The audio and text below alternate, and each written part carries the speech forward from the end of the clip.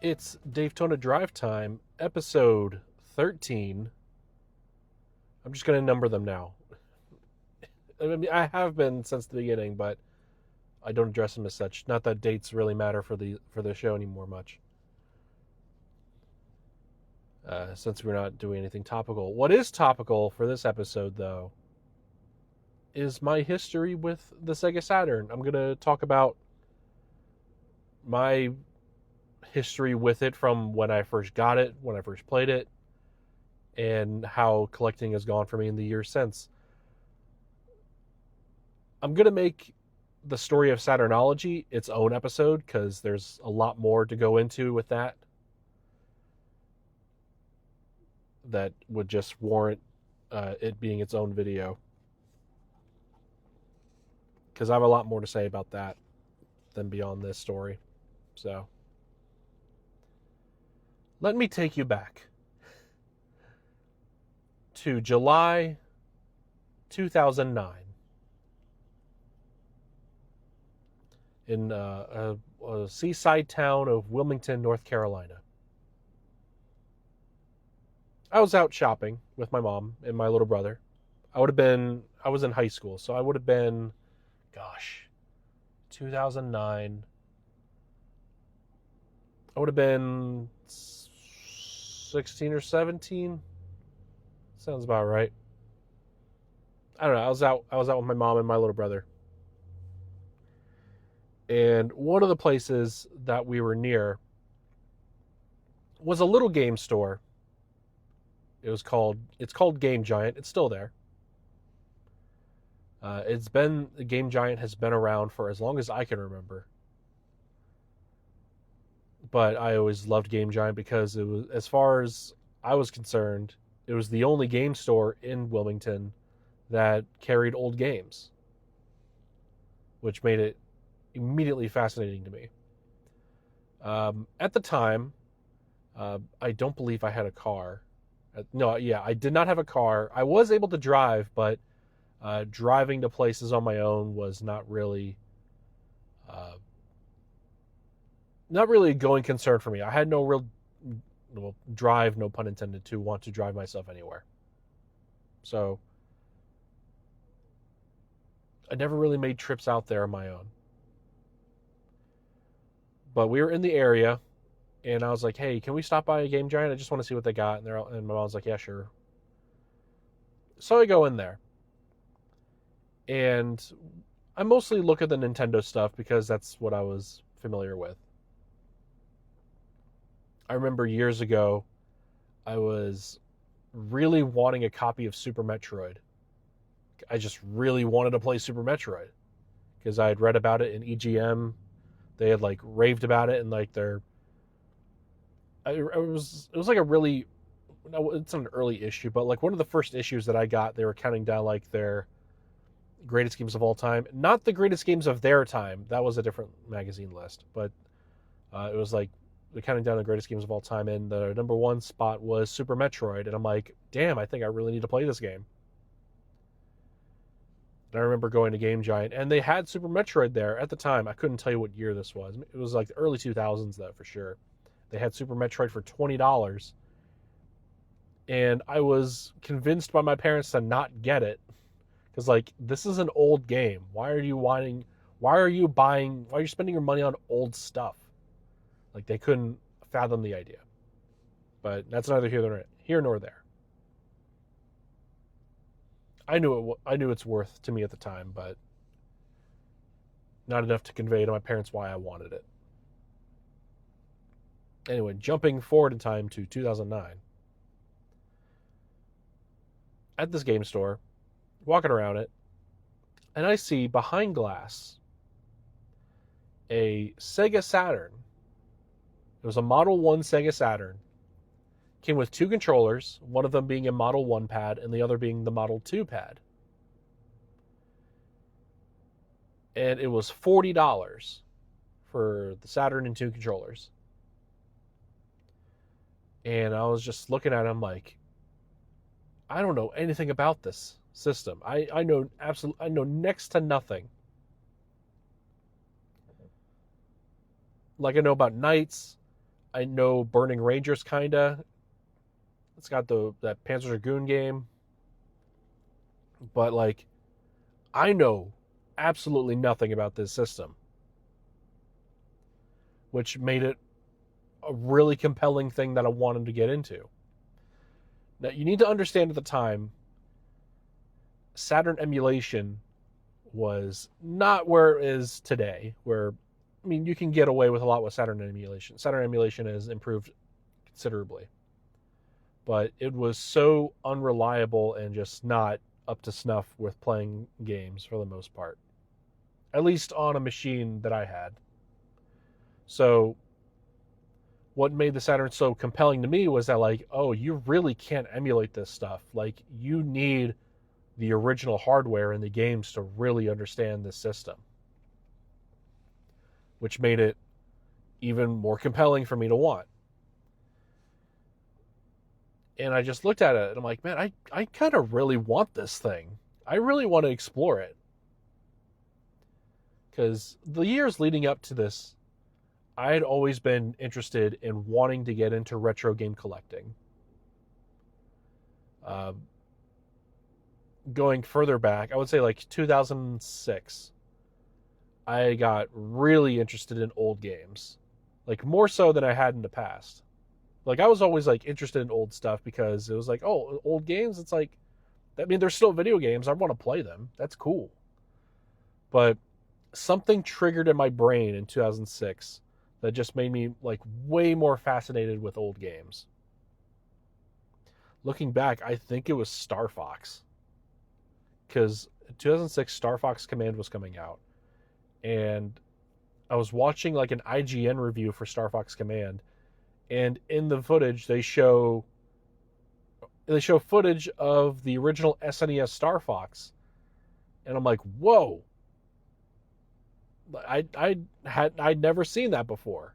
I'd never seen the original SNES Star Fox before. I knew it existed. I just never seen it in motion. And then I started going online and being like, I just want to look up SNES Star Fox. I just want to learn about everything about this game because this looks insane for a Super Nintendo game. And then one thing led to another. I found Screw Attack and their emphasis on like covering old video games, and that just made my interest in old video games like skyrocket. I just wanted to learn everything I could. I wanted to watch every video I could of any old video game. I just wanted to learn about it, you know? And Screw Attack would do videos, video game vaults, they call them, about Saturn games. Like they did one about Nights into Dreams, you know? And a few years later, I remember they did a video of Handsome Tom's video game collection, his video game closet. And I was like so impressed with the amount of video games that he had. Like just a collection of old stuff. And like, I don't know why it never occurred to me to like make a retro game collection until I saw that video. And I was like, damn, I really want that. I really want to get into something and like collect it. I think this is super cool. And at that time, I was really into the NES. I was into NES emulation and like just trying to learn everything I could about the NES. And then here's Handsome Tom coming out of nowhere with just like, hey, here's like, it's not a complete collection, but here's like hundreds of NES games. I'm like, damn, that's so cool. Just having a physical archive of that stuff to just be readily available. That's amazing. And at that moment, I was like, I want to get into this. I want to retro collect, you know? But in terms of like what I wanted to collect, like I never really found my niche until that fateful day in July 2009 where I spotted that Sega Saturn. And the funny part is that I didn't even buy it that day. We left the store, but like in the days following that, like, I could not stop thinking about wanting to buy that Saturn. And I got home and I was like, looked up videos about it, and I came across Classic Game Room when trying to look up Saturn game reviews. I watched his videos on Daytona USA and Sega Rally Championship because those were the games that were available. There was like a handful of other ones, but like those were the two that stood out to me. And so I wanted to pick those ones up. But in the days that followed that, I met up with my friend Johnny. He came over to my place. We were playing some fighting games. And I was telling him, like, hey, I saw at Game Giant, they had a Sega Saturn there. And I can't stop thinking about it, and I kind of want to buy it. Pretty much along those lines. And he's like, all right, let's go get it. Like, let's get in my car and let's just go. Johnny could drive. He drove over to my place. But he was very enthusiastic about me wanting to buy that Saturn. He's like, yeah, fucking go get it. It's $40. Like, what do you got to lose? Granted, $40 was a lot of money for me at the time. And I was just like, all right, let's go do it. Let's go buy a Saturn. If it wasn't for his enthusiasm, I don't think I would have bought that Saturn then. Maybe eventually, but he was all like, fuck yeah, dude, let's go get it. So we drove the Game Giant. It was still there for $40 with the two controllers. And I bought it with two games. I bought, again, Daytona USA and Sega Rally Championship. And for a while, those were the only two games that I had. Remember that day we brought it back to my place. We played a little bit of Daytona. We played more Sega Rally for obvious reasons. It was the only two-player game that I had. But we played a fuck ton of Sega Rally. And even after he left, I played a fuck ton of Sega Rally. Because I realized, like, as much as I loved playing Daytona USA, like, Sega Rally was the deeper game. Like, mechanically and gameplay-wise. And I just, because it was the only games that I had, like, I just played them nonstop. And, like, I grew such an appreciation for Sega Rally Championship, where it's like, I just played it so much. But before he left that day, before Johnny left, out of the kindness of this man's heart, he's like, you need more Saturn games. So he went on eBay and bought me a copy of Virtua Fighter 2. It was the sleeved bundle copy that you got, but he found one on eBay for $5.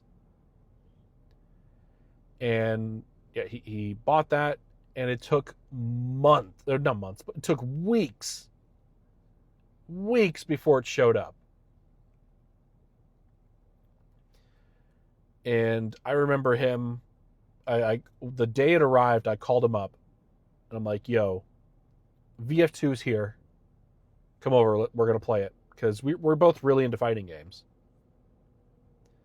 So he comes over, we play some Virtua Fighter 2.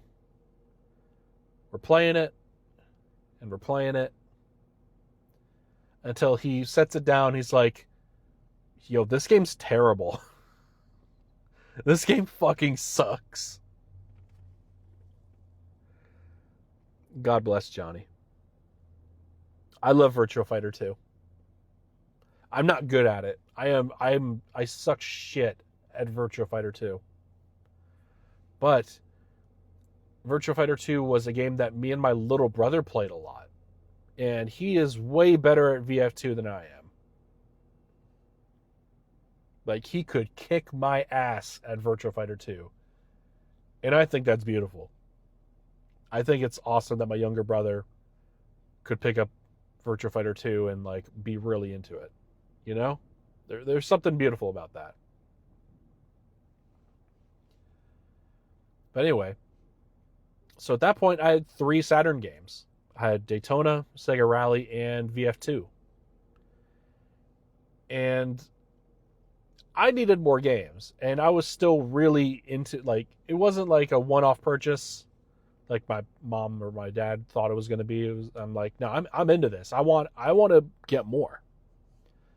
Problem is, Wilmington being not a small city by any means, but like, you know, not the video game centric place that you would hope a person like me would be wanting. Saturn games were very few and far between in Wilmington.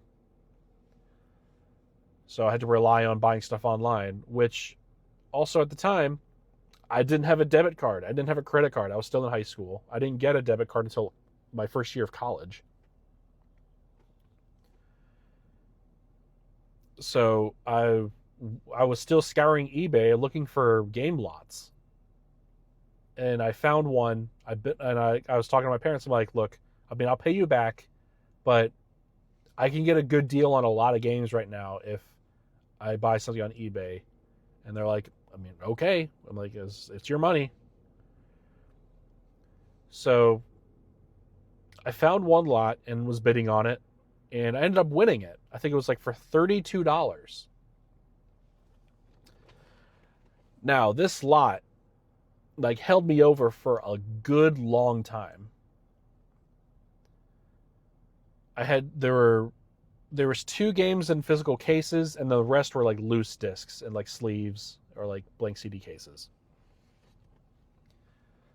The games were for the 2 like complete games. The first one was World Series Baseball '98, which was a phenomenal baseball game. I love World Series '98. I grew up playing baseball video games with my brothers, and playing World Series '98 with my little brother. Like, we played the hell out of it. That's a great baseball game. The other game, it's the case for Street Fighter Alpha, but it had the disc and the manual for Street Fighter Alpha 2.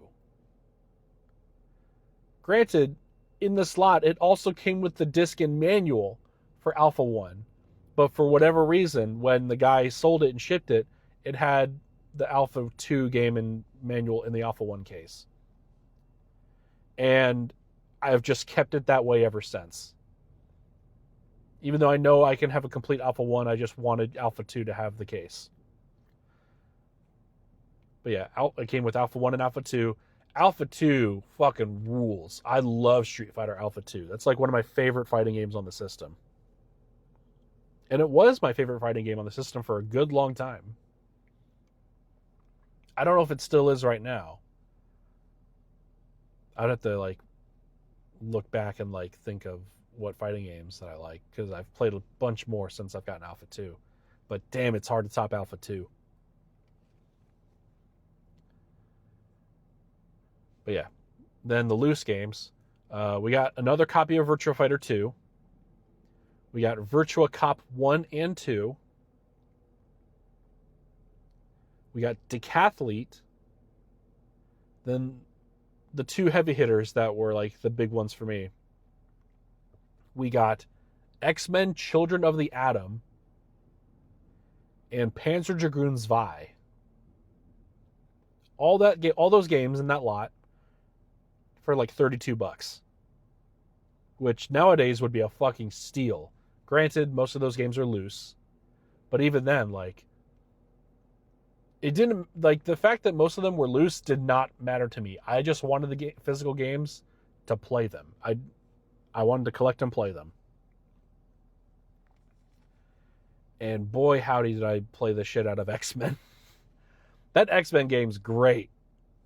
I mean, I knew that going into it, like, I think looking at that lot, X-Men was the game that stood out to me personally, because Screw Attack did a video on it, and I was like, oh, that X-Men game is actually cool as fuck. And that was the driving force for me buying that lot, was for that X-Men game.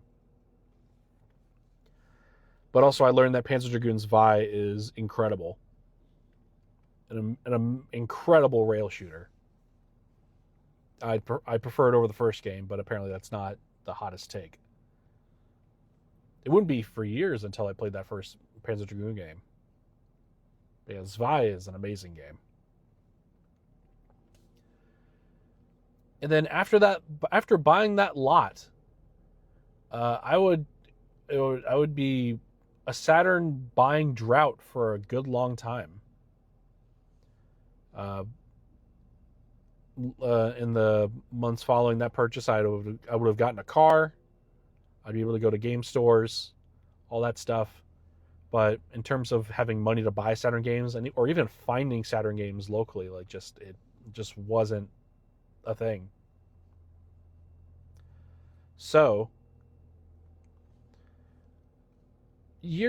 and I didn't want to go into Saturnology stuff, but years ago I did a panel at Mag Classic where I talked about getting into Saturn collecting. And one of the ways that I built up a collection, I talked about this, thinking like, oh yeah, this is how you can build up a collection real easy. But now it's like, I don't think you can get away with this anymore. Because this is how I built up my collection over the years when I had no money. So I worked at a Harris Teeter, which is like a grocery store chain in the Southeast. And didn't get paid a whole lot. It was like a basic, like, bagging groceries job, whatever. And at the front of the stores, they would have Coinstar machines. And you know what Coinstars are. You can like take your change, have them turn it into cash for a fee. But at the time, they had just offered a new thing where it's like, hey, bring your coins and turn them into gift cards for no fee. It'd be gift cards for like a bunch of stores or online places. Sadly, eBay was not one of them. But you could turn your coins into Amazon gift cards. Now, you probably wouldn't consider Amazon for a marketplace to buy Saturn games. But people could run their own Amazon stores, right? Like, people still do that. And what I found is that there was a lot of people selling Saturn games on Amazon. Granted, like, I would just go for the lowest bidder and just buy the cheapest copy of certain games, and knowing full well, like, okay, these are just like disc-only copies, whatever. But I had, like, if there's something wrong with the disc, then I just return it through Amazon and get my money back, that kind of thing. So there was low risk with that. But yeah, I would just take my coins, turn them into Amazon gift cards, and then just use those to buy Saturn games. And I bought a lot of Saturn games that way. I got like Manx TT, Virtual On, NBA Jam, Hang On GP. Hang On GP was special because the description did not indicate that this would be a complete copy of the game. I just assumed it would be a disc only because most of the other games were always disc only. But it was a full, complete copy of the game right there, which was very cool. Probably my biggest hit, though, from doing that, from buying Saturn games that way, I bought a copy of A Stall for like $10. And from the description, it just sounded like it was going to be a disc-only copy. But lo and behold, I get A Stall in the mail, and it's the most pristine, complete copy of A Stall you've ever seen in your life. The case, the disc, the manual were in immaculate condition. And I got it for $10. Like, you don't get deals like that much in the Saturn realm, or much in the collecting realm. You get a couple of those every so often, but that was one that was like, oh wow. Of all the games I want to complete, like, A Stall was definitely one of them, you know? But yeah, through my high school years, that is how I bought Saturn games. I did that for about a year or two.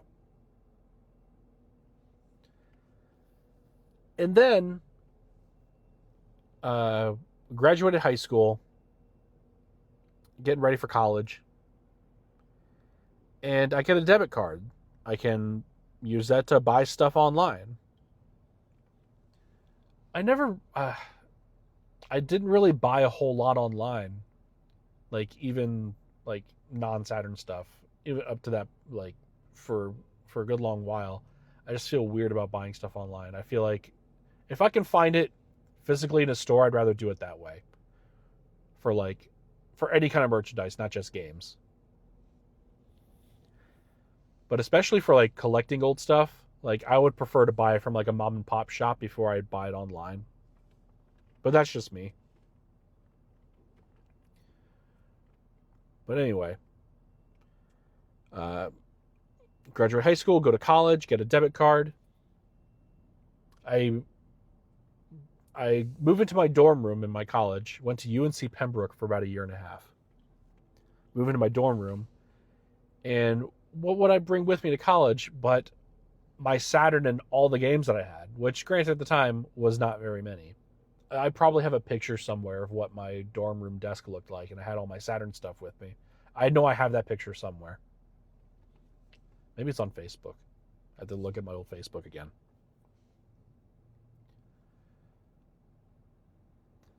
But being in my dorm, having going online and all that stuff, I don't know what triggered it,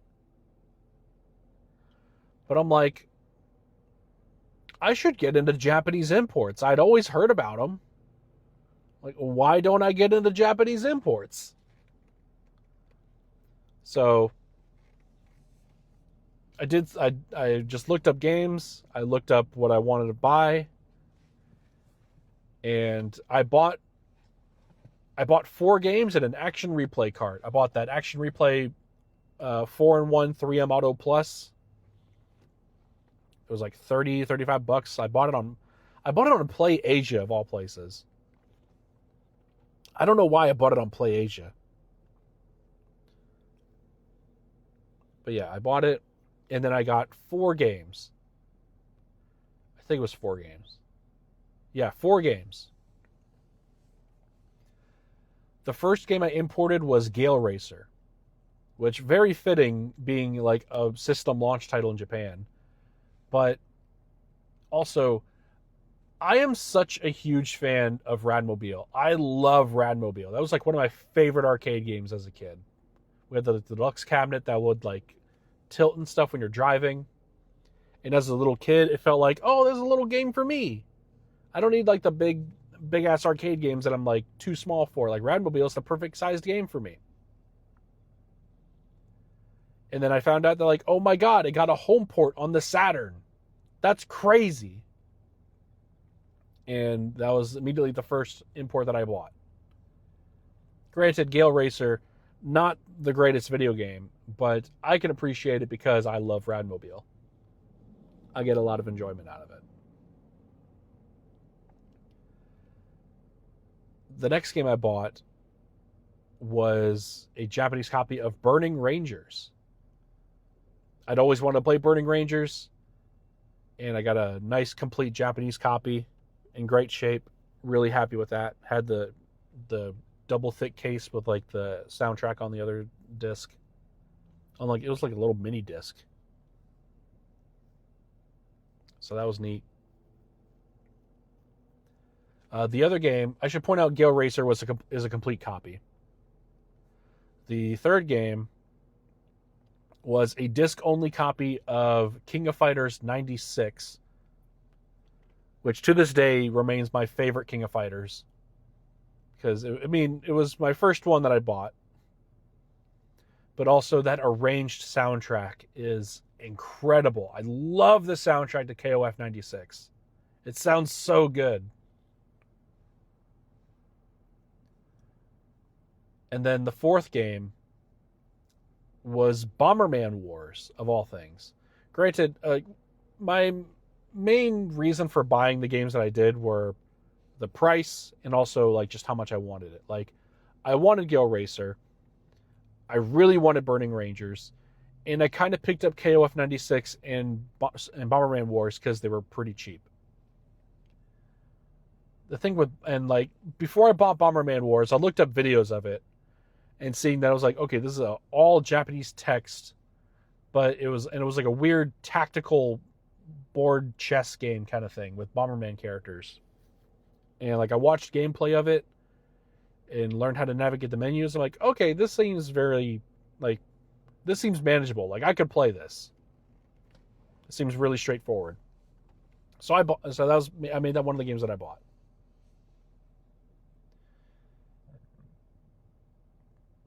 Lo and behold, when Bomberman Wars arrives, it's a complete copy, but it's brand new in the shrink wrap. This is a brand spanking new copy of Bomberman Wars that has never been opened. So I cracked that shit open. It was really cool to buy a brand new Saturn game and be the first person to open it up. Oh, that was really neat. I was really happy about that.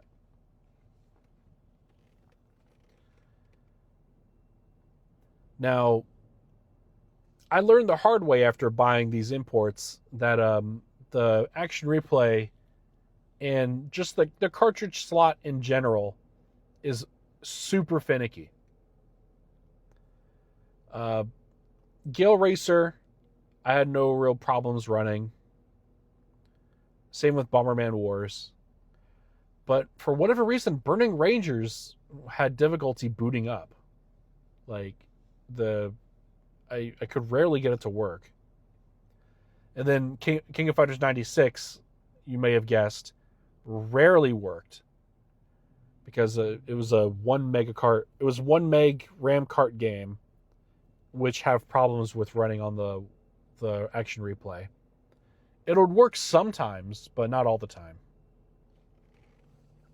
So like if you were lucky enough to like boot it up and it worked, like, you're locked in. You are locked the fuck in to play King of Fighters 96. Because you don't know when the next time you're going to be playing it would be. But yeah, really happy with what I got, but it was also a learning experience with buying imports of like, okay, sometimes like it's gonna be finicky. Not everything's gonna work the way it should, but you live and you learn.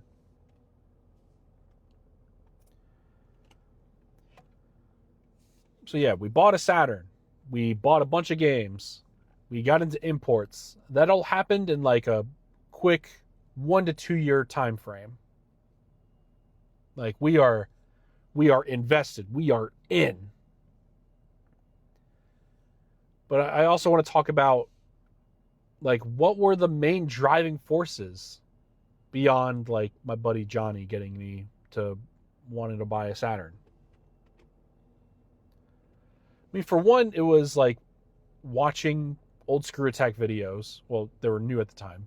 But watching Screw Attack videos at the time, whenever they talk about Saturn games, or just old games in general, just really wanting to get into retro collecting. The other one being Classic Game Room. I love like Mark Bussler's enthusiasm for old games when he talks about them.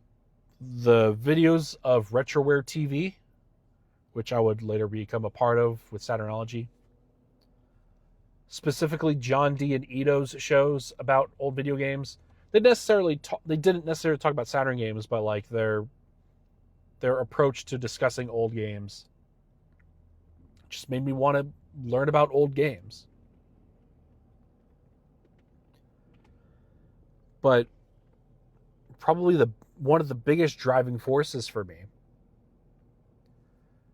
there was an episode of Retronauts, the original OneUp.com run of Retronauts, that focused exclusively on the Sega Saturn.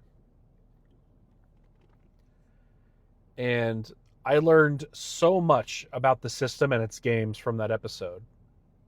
That episode was in regular rotation. Like, I would listen to that episode on repeat. I loved listening and learning about the system and re-listening to that episode and just like hearing like catching stuff that I missed like on other listens. I learned about games I'd never heard of. That was the first time I ever heard Dodonpachi said. Whatever. James Milkey talking to Shane being like, yo, Dodonpachi. Say Dodonpachi. Them talking about Astal and being like, yo, Astal feels fat to play. And I'm like, after I play Astal, I'm like, yeah, it kind of does feel fat to play, They talked about Panzer Dragoon Zwei and how cool the water effect looked in those stages. And I'm like, damn, the water effect does look really cool in this game. They talked about the system's history and how it was kind of like a massive failure. Like, I never had the Saturn like contextualized to me in this manner before. Of how like, okay, yeah, this system wasn't popular because of a lot of boneheaded moves by Sega. And just also the PlayStation was just better in every aspect of its marketing, its popularity, its ease of use, its ease of development, its cheaper price, It recontextualized everything about the Saturn for me. And everything made more sense of like, okay, this is why I never see it, I never hear it talked about. And I don't know anybody who's ever seen one or played one for the most part. I knew some friends who had played one.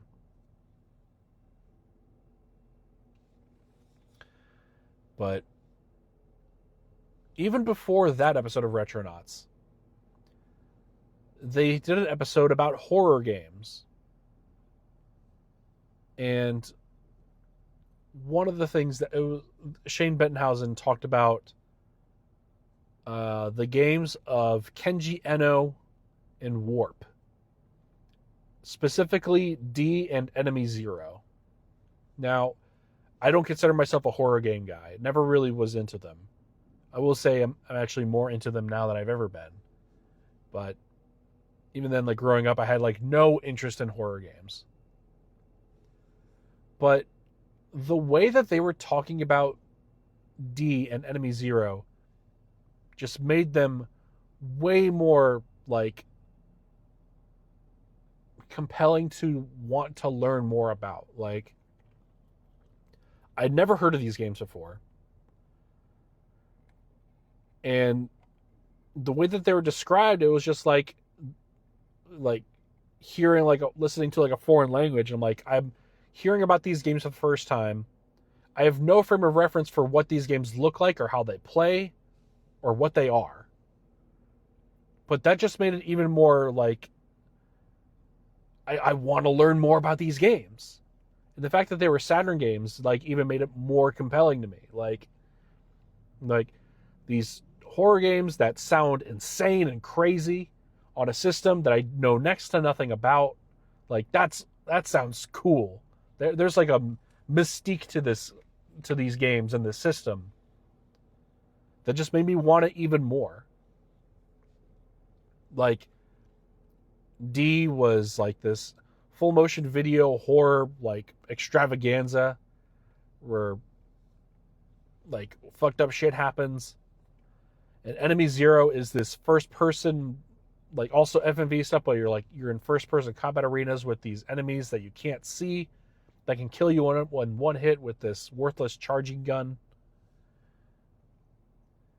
And the way they described this game was like Enemy Zero specifically, it sounded terrifying. Like this is like the most horrifying game I can ever picture in my head, I had to fill in the blanks because I had no video, I had no pictures to go off of, I had no idea what this game looked like.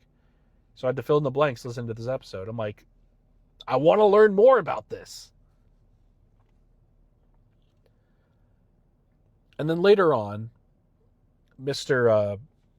Derek Alexander, happy video game nerd, friend of the show, I hope.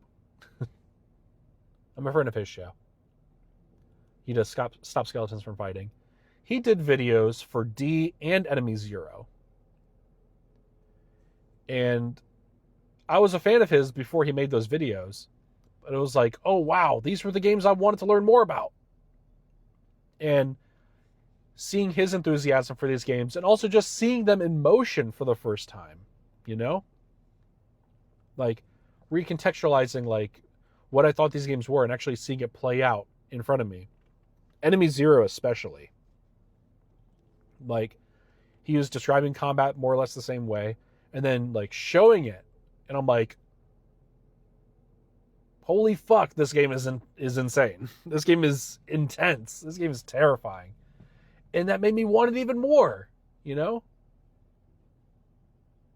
After I bought those first 4 imports, my next import that I bought was Enemy Zero. I bought Enemy Zero after that. Sadly, I could only get Disc 0 to work because Disc 1 had a big old scratch on it, and I never got further in that game. I've since rebought a second. Granted, okay, these were Japanese copies. It was an import. I think I said that. I eventually bought a second copy of Enemy Zero with discs in better shape. But I can't say I've ever actually gone back to play Enemy Zero now that I can play it in English. I eventually got a copy of D, an American one. But I can't say I've ever finished that game either. But those 2 games were like a major driving force for me wanting to learn about the system. I mean, they were like, they're horror games, which I'm not into, which is even more insane. But it was just those games in particular. Because of the enthusiasm surrounding them, the mystique surrounding them, it just made it so much more like, God, I want to learn more. I need to learn more.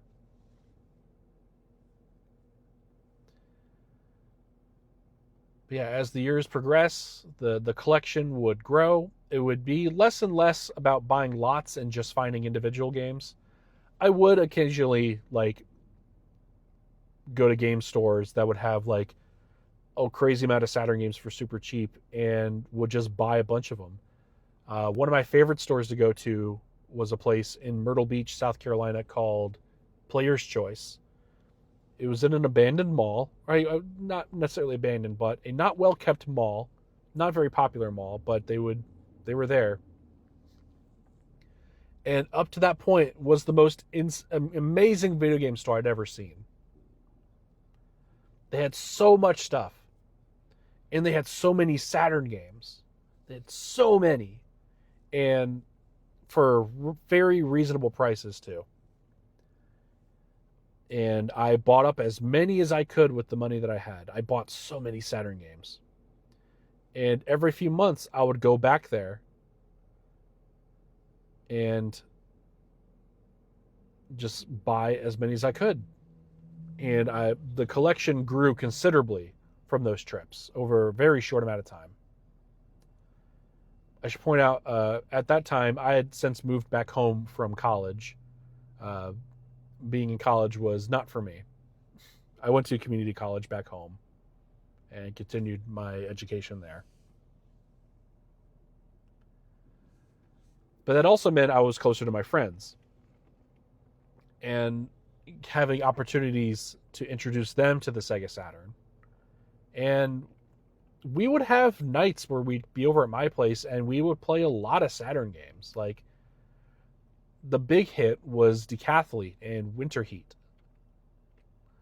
Like, specifically, like, Decathlete was such a big hit with our group at the time that I'm like, it made me go and buy Winter Heat. I'm like, oh yeah, they made a sequel to this with Winter Sports. And like, I immediately bought that. And then we played a little bit of Winter Heat, but nothing could beat like the fun we were having with Decathlete. Decathlete was its own very special thing. I remember for a good long time after I came home from college, my Saturn and all my games would be in a cardboard box in my trunk, in the trunk of my car, and I would just bring it with me everywhere. I'll bring it over to friends' houses. Sometimes I'll just leave it in there. My Saturn was exposed to the elements, let me tell you. Mostly the heat. It was the heat and humidity of North Carolina. But no, the system still ran. The game still ran. I brought it everywhere with me. Eventually, I would take my collecting habits and be shipping myself off to MagFests. Granted, I had started going to MagFest before I'd even bought a Saturn. Like I went to MagFest 7 and 8. No, I went to MagFest 6 and 7. I skipped 8. I think it was MagFest 9 was the first MagFest where I actually had owned a Saturn. And I bought a lot of Japanese imports there too. I remember I bought, what was it? Space Harrier with the mission stick, which my mission stick is still somewhere in my parents' house. We got some more digging to do with that. Sonic Wing Special, X-Men versus Street Fighter. I know I probably bought a bunch more, but those were the ones that immediately came to mind. And then, like the next few MagFests, we'd get like Sonic R for $20, Sega Touring Car, Henry Explorers. Just the collection would just steadily grow and grow and grow mostly through MagFests and just going to like game shops and just buying every Saturn game they had. To the point where like Saturn collecting for me has now gotten to the point where if I spot Saturn games in a store, it is likely I already own them. You know? Which is a fun, well, is a good and bad problem to have. On one hand, I don't have to spend money, but on the bad side, it's like, oh man, I own most of everything, don't I? And I know for a fact I don't own a whole collection. Like, I own a lot of American games. I own a lot of Japanese games. I need to do a recount, but I want to say for sure I'm at 200 plus, close to 300 Saturn games now. Like my collection grew exponentially over the years. And that included like peripherals. Like I own a bunch of like light guns, controllers. I would buy weird ass third party controllers, you know. I would have to buy extra Saturns because my initial Saturn, my first one, which I still have, like I'd play that thing to death. Like the disc read laser on it just wouldn't read discs the way it used to. And I would just have to buy more Saturns. I think, how many do I have? I have 3 working American Saturns. I have a broken American Saturn. By working, I mean the systems will power on. That don't necessarily mean that they'll read the games. I have a Saturn that I deliberately broke. We'll talk about that in the Saturnology episode. And then I have a Japanese Saturn, thanks to Jimmy Hoppa, who hooked me up with one of those. He also hooked me up with the Virtual-On twin sticks.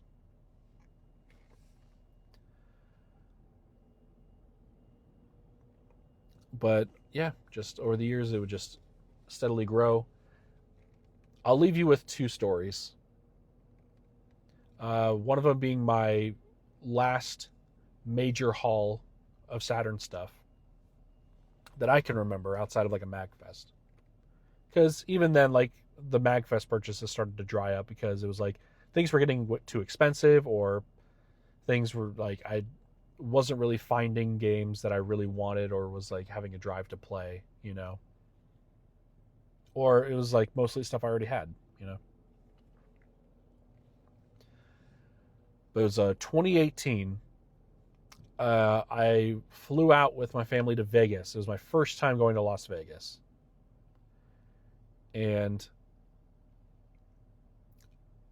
our friend Eldon lives out in Las Vegas, or he lived out in Las Vegas. He lives here in Cincinnati now. And I knew I wanted to meet up with him, but I was also so fucking broke. I was flat fucking broke for this Vegas trip. But my family being as I wouldn't say wealthy, but like we're pretty well off. My mom would give me $100 every day to go spend in the casinos because that's why we were there. We were there for the casinos for a few days. And I remember my first night there. I only play penny slots because I want my money to go as far as they can because I'm there to just have a fun time. Rarely do I think I'm going to be making money. But I was like, on a whim, I put my money into a dollar slot machine. And lo and behold, I win $300. I'm like, oh, damn, I have money now. That's cool. What do I do with it? Well, I meet up with Eldon, and he takes me to a bunch of video game stores, and I buy a bunch of Saturn games. I bought some weird third-party controllers, some other weird-ass games. I remember I found probably the one that I was really excited to find there among the shops was a Japanese copy of Power Slave. That was the one that I've been wanting for years. And it was just there. I'm like, oh, and it was like $30 or something. It was not very expensive for what it was. And I'm like, damn, this is a game I've been like searching for forever. That was very cool. That was a really fun trip. I remember I knew that I was going to be with Eldon going to game stores. Like that was kind of planned for a meetup. I brought extra bags with me so I would be able to fit all the games that I had. I had so many bags. I should say I had 2 bags, but they were like bursting at the seams, filled with video games. That was such a fun haul. That was really fun.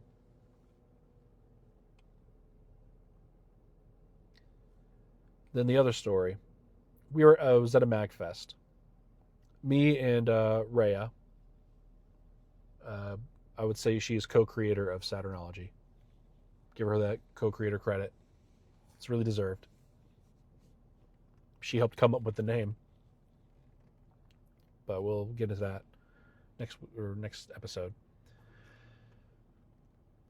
We're walking around the hall at MagFest, the vendor area, and I see a copy of Panzer Dragoon Saga, complete in box, everything, for $200. I don't remember what year MagFest this was, but it was like between 2012 and 2015 or 2016. But anyway, 2013, 2016, within those years. $200 for a copy of Panzer Dragoon Saga, which that was a lot of fucking money for me at the time. That's a lot of money for me today, even. And great, I bring like a couple $100 with me to MagFest with the sole purpose of buying Saturn games. But I'm the kind of guy that would be like, I'd rather buy a lot of games for cheaper prices than like buying one game for a lot of money. You know what I mean? I don't want to spend all my money on one game. I want to try to get as many games as I can. But Panzer Dragoon Saga for $200, it was right there in front of me. And I'm just looking at it. I'm like, man, that's it. That's the one, right? But yeah, we walk away. And Rhea is all like, that was the one, wasn't it? I'm like, yeah, that's the one. That's the Panzer Dragoon Saga. That is the game. And she's like, I know how much that would mean to you to have that. If you want, I will go halvesies on it with you to help you get it. And I'm like, are you for real? It's like, she's like, yeah, I know that's the one. That's the game. You got to have that. And I'm like, all right, let's go back and get it. Wasn't even 5 minutes. We go back to that booth. It is already gone. Panzer Dragoon Saga had slipped from my grasp. And I would never see it for that cheap of a price ever again. Hell, I'd rarely ever see it ever again. And that, in just any case, you know?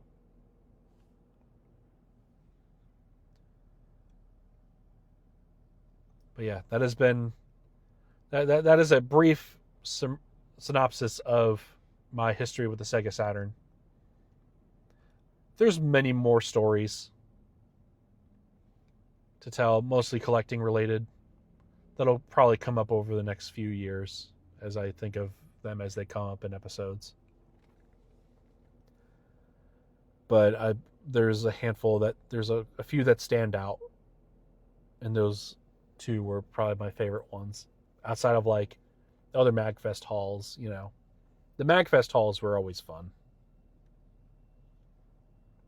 I will say this. It's not very often I find Saturn games much anymore that I need to buy or want to buy, you know. Since I have an ODE, I feel less compelled to buy games. But at the same time, if I play something for the first time on the ODE and I love it, then I'm like, man, I really want to own this physically. And lo and behold, this past weekend, I find a copy of Zero Divide: The Final Conflict for $30. I bought that shit immediately. Playing that game on the ODE